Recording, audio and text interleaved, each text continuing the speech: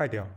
In this part, I'm going to show you how you can edit a report online in Power BI services or how you can create a report from the scratch. After that, I'm going to show you how you can export or share the report or also how you can download the PBX file. First of all, we are going to talk about our report that we have published over here in the demo workspace. I don't need the lineage, so I'm going to go back to my list and this is my AdventureWorks report. So this is the report that we have created. Now, we created over here the 4 different pages, but now I would like to create one more page over here in this report. Please do remember that once you are going to edit this report over here, then probably you won't able to download this file if you would like to. Because whenever we create a report in the Power BI service, we are not able to download it unless you enable the Git integration. So if you're going to create any report in the Power BI service, you won't be able to download it. However, if you're editing it, then probably you would be able to download it and we are going to check it out later. If you would like to save it as a copy, you can do that, and in that copy you can make the changes, but that report is still connected to this same Power BI data set. Please do remember. Then there are again certain settings, like if you just want to generate a QR code and you can share with your friends, etc. If they have the permission, they can scan it and they can use it. Now, manage permission is something that you want to give the access to the people and you would get everything over here. But how to allow access? Then you have to come here, share your report, and here you have to give it the name of the people you would like to give access. For example, I want to give it to Merida and I can directly send it, or I can write my message over here. Then I can also copy the link of the report like this and I can share this link directly and it's going to generate it. Now, if I would like to manage the access, again, I have to come here to manage access, and here you can see that this is the report link. Either I can delete or I can manage access, and I can select one of the option over here, whichever I would like to do. There would be direct access as well. If some people are requesting the access, then you would get here in the pending and you can approve them or you can decline them. You can see these 2 options over here. Also if there is a shared views, you can get it over here. Now let's go back. So this is the part which is very similar that you would get in SharePoint. I hope you are using already SharePoint or something, so you would get the same option over here. You can also go from here and manage the accesses over here, that whom you would like to allow the access to view this report. If you would like to directly chat in Teams, you can click here and directly this report link is going to get embedded in the Teams, and you can mention any person name and they can directly access it via the Teams. That's what you have to do, but I am not going to do it over here right now. Next is explore this data. If you would like to explore this data, you can come here and you can simply drag and drop and you can check some of the sales, etc. You can say, hey, I don't want to do this, so just use any of these field, and then you can say, hey, product, Chinese description, etc. You can bring here and you can explore the data. It's simply like you can just have a look that what's the data inside, how the trend is going on, and you can then see the visualization as well over here, which is very simple, and you can even share it or you can save it as a report. That is basically you are creating kind of a new report over here. I'm not going to do that, so just remove it.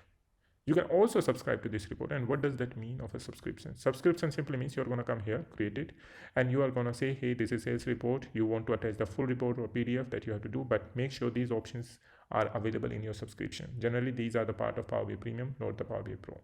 So have a look of this. And then you can start date, end date, you want to receive daily, at what time, etc. And everything is going to be here, and you can create a new subscription. So this is what subscription of a report is. Till now, we have seen all the different options. If you would like to export it in Analyze in Excel, that means you are going to create a live connection with Excel. For example, if I'll just do that, it's going to download an Excel file with the live connection. And then you can create any other pivot table, etc. over there. So you just need to open in Excel web. So click here, it's going to open.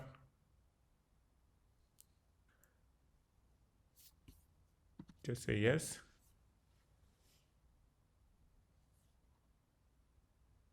It may take some time. All right, we will come back here later on. But this is the way that you can do that. Also, if you would like to download in the PDF or PPT, that you can do as well. So please try this out, these different options over here. If you would like to create your own personal bookmarks, that you can also do.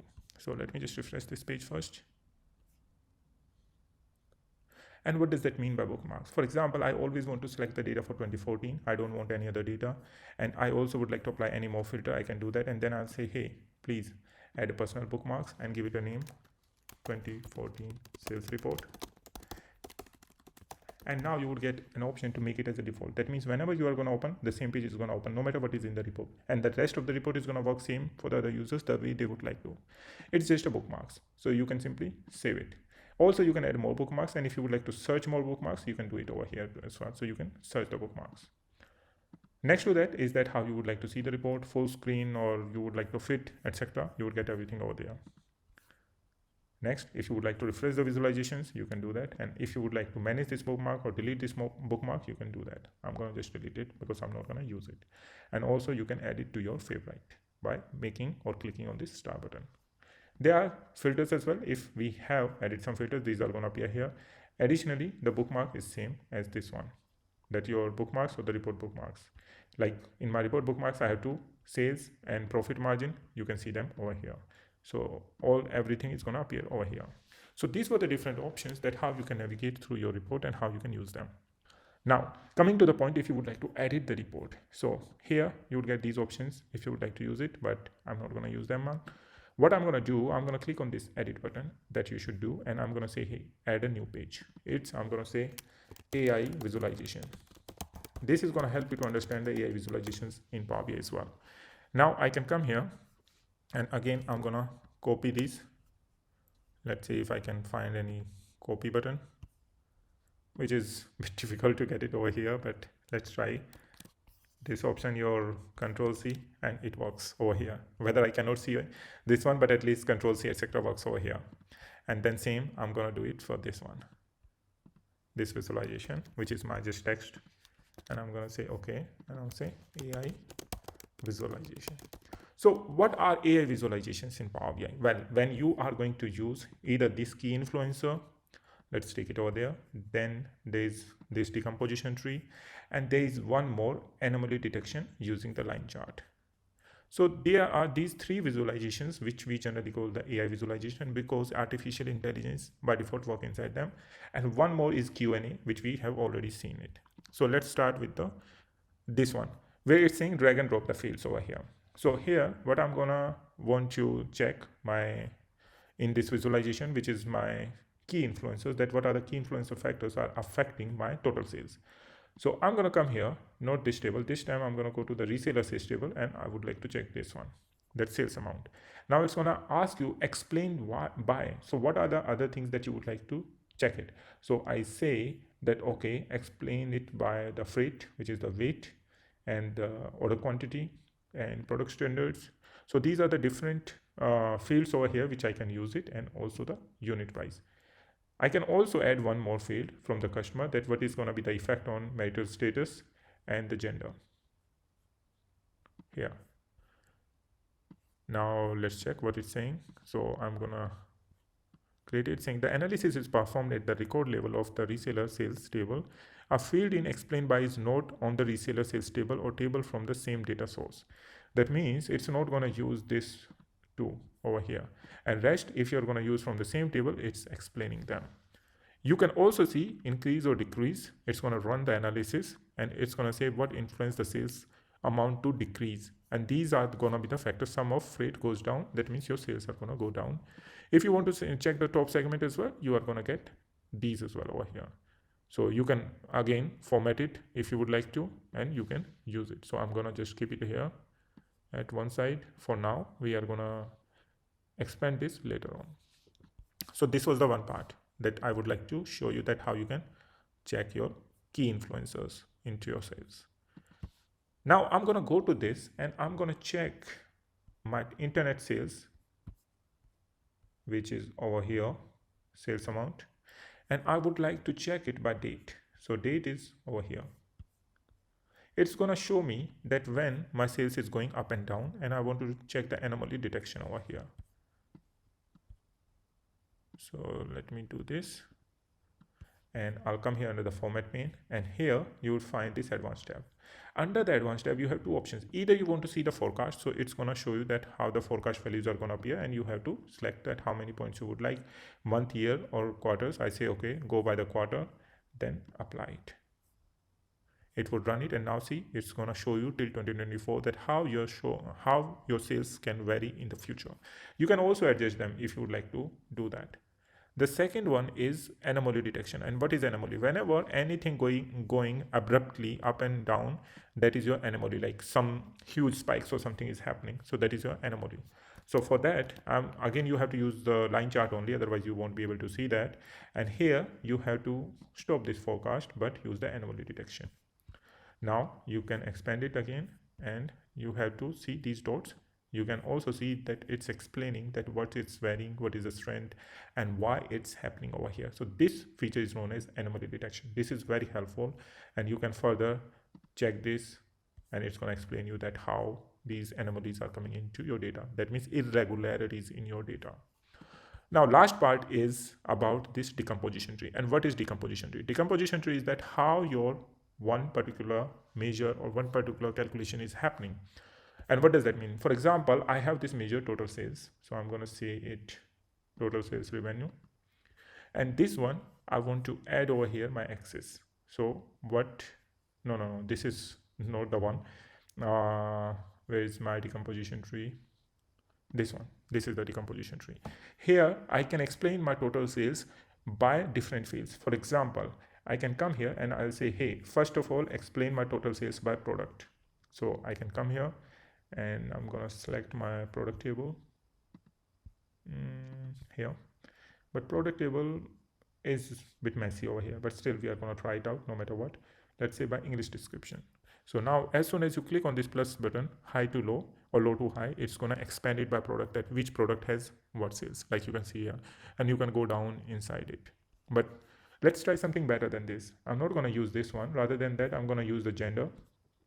So let's say by gender, it's going to add, okay, these genders have this much of total sales. Then I'm going to say, okay, add marital status as well. And now if I'm going to further expand, it's going to go high to low by marital status as well, like one gender, whether it's single or married, and according to that, how the sales are varying. You can add multiple dimensions over here, and you can directly go that how the breakdown is happening over there. And that's how you can create or edit your reports over here. And you can now see that we have created a proper visualization page over here.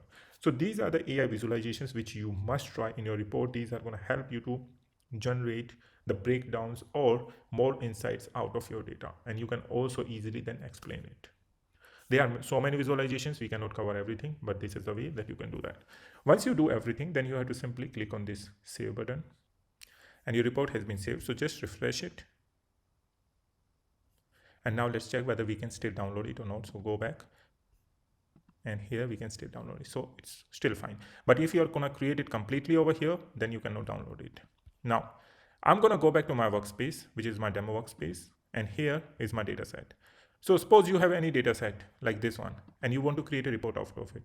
You can simply come here and you can say, okay, auto create the report or create a report. If you're going to create a report, it's going to create a blank page. But if you want to create auto report where you don't have any idea, at least it's going to create a simple report for you, and then you can start editing it. And this is what you are going to get as a report. Now you can come here and you can continue to edit, and you can give it a name, and you can also rename them, like for example, overview. And you would like to change the names of the visualizations, etc. You can do that. Remember that Copilot is a feature of Fabric only. You cannot use it without Fabric capacities. Now you can see that total sales revenue, profit margin, unit stores, these are the KPIs, so you use it, and that's how it's going to create these different visualizations as well. Once you're done, you can simply save it, and you have to give it a name. I'm going to say auto report, auto adventure works 2019, and report. Let's say sales report, and save it. You can also select any other workspace if you would like to, but we are going to save in the same, and save it. Now my report has been created, and if you will see now, the download of this file is not available because this has been created purely in Power BI service itself. Now I hope you know that what does that mean. Generally, we can also download the files which we have published over here, but only those files that we have created in the Power BI desktop. So that's why I always advise to create all your different files from the Power BI desktop only. This is it for this part of the video, where we have checked all the different options available, how to edit a report, how to use the AI visualizations, and also whether we can download or not download a report. If you have any question or concern, please do let us know, and stay tuned for the next video. In the next video, we are going to create an app out of this workspace.